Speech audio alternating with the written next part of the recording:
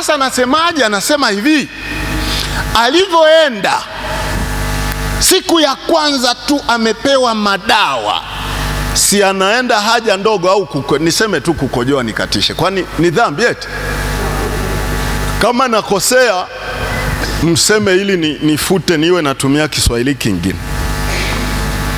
Aya, siku ile ameenda akachukua dawa akazitumia kama kawaida, kama alivyoambiwa, akalala usingizi. Wakati amelala usingizi, akataka aende haja ndogo kama siku zote vyenye amekuwa akienda wakati hajatumia zile dawa. Sasa akaona mtu anatokea wakati yuko kwenye usingizi, anataka aende kwenye haja ndogo kama siku zote. Akatokea mtu. Sasa alipotokea mtu, yeye anasema akamuelewa kama anataka kumvurugia asiende haja ndogo. Ikabidi asimame, arudi, akampige, akamkimbiza ili ampige. Wakakimbizana huko kwenye usingizi, wakakimbizana. Bahati mbaya yule jamaa anayekimbizwa, kuna shimo kama la choo, akaingia kwenye shimo, akadumbukia kwenye shimo. Sasa yule jamaa anasemaje? Anasema kilichotokea, nikaona huyu dawa huyu anataka kunivurugia. Yaani kumbe bora asingemfukuza, angemwacha ila aende haja ndogo. Sasa akasema, wewe ndiye unayetaka kunivurugia nisiende haja ndogo. Akasema nisamee. Wakati huo naomba msamaha, anamwangalia yuko juu, maana yuko kwenye shimo. Na kuna sauti ya hivyo ulininyima tangu juzi aisee, acha tumalizage hivi hivi. Haya, akafanyeje? Akasema ngoja nikuonyeshe kazi. Kule kwenye usingizi akawa navua nguo kumwonyesha kazi. Akasema aende haja kubwa ili afanyeje? Samani kutumia Kiswahili hicho, lakini ili amfanyie. Na kweli kwenye usingizi akaanza kumfanyia. Sasa mke wakati huo amelala usingizi. Baadaye yule mke anasema ndiye akazinduka mapema, ile harufu si kaenea ndani. Na yule mwenye nyumba mume sasa, yeye bado anaendelea kumkomesha. Yule mama alipogundua kwamba hii harufu inatoka wapi, ikabidi amtikise mume wake. Mume wangu, kulikoni? Akasema hamna kitu, si ndio anazinduka. Baadaye kwela kajikuta hapana, mambo yameharibika.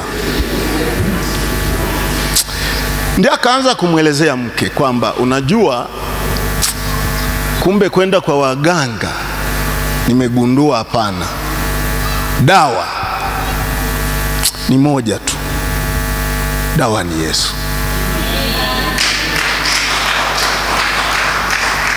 Mungu wetu apewe sifa. Dawa ni Yesu pekee yake.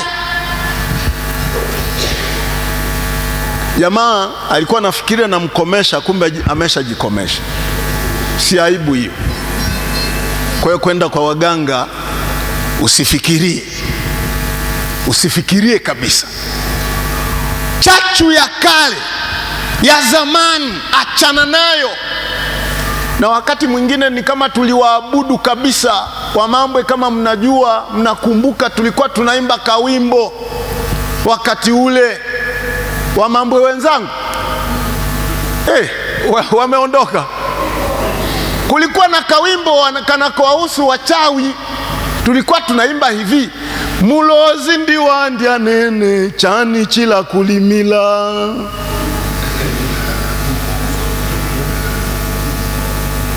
Wamambwe, yaani kwa Kiswahili tulikuwa ni kama tunawaomba radhi wasitusumbue. Ndio tunaimba kawimbo kwamba hivi, ukiniua mimi, nani atakwenda akulimie? Ndio maana ya mulozi ndiwandya nene chani chila kulimila. Sasa mchawi ataangalia hiyo, yeye karibu na dunia yote kasoro waliookoka tu. Sembuse wewe, kama ni uchi utatembea uchi, utatembea. Kuna watu wamechanjwa chale, mwanamke anaambiwa panda mti. Mwanamke anapanda mti, anasema ili dawa ifanye kazi sawa sawa. Akipanda mti ndiye anaanza kumchanja kwenye nini? Kwenye nyayo. Na huko anamwangalia, anamwambia uvae nguo peke yake tu. Yaani tangu kuzaliwa kwako kama hujawahi kufanya hivyo, lakini leo si umeenda. Jamani, tumefanya hivyo. Ashukuriwe Mungu wetu, leo tuko ndani ya Yesu. Amina, tuko ndani ya Yesu kabisa. Zamani utakuta chale moja iko hapa, nyingine ziko humu. Kama ni wale watembeaji wa mikoani, wale wa vijijini, najua siwezi kusafiri, zilikuwa ni humu. Mfipa Mambwe wengi tu utaona walikuwa na chale humu. Hata mimi walikuwa ukiumwa kichwa wanavisha yale mapembe ya ng'ombe, ndio wanakunyonya damu, kinashika huku na huku. Umekuwa shetani mwenyewe tukiokoka. Amina, Mungu asifiwe. Hapana, sasa tumekuwa na la kusema kwa Yesu. Uko duniani huwezi kuwa na la kusema kabisa, huwezi. Wewe ni nani? Kufufuka kwa Yesu ni kila kitu. Mungu asifiwe sana. Ni kila kitu, kila kitu. Kwa mganga, kwa nani, wala usijaribu kwenda. Amina. Mungu asifiwe. Asante. Tuongeze neno. Kwanza niseme hivi kwamba kabla hatujasoma neno, kwamba kwa sababu kwenye Pasaka wetu ametolewa, na sasa ile chachu yote ya kale tuachane nayo. Yale ya kale yote tuyapinge, tuyakatae. Na hiyo inawezekana kwa sababu mimi nimesema hivi, changamoto, kwa sababu tunaposema tuachane na yale ya kale, si tunakutana na changamoto ili zituzuie.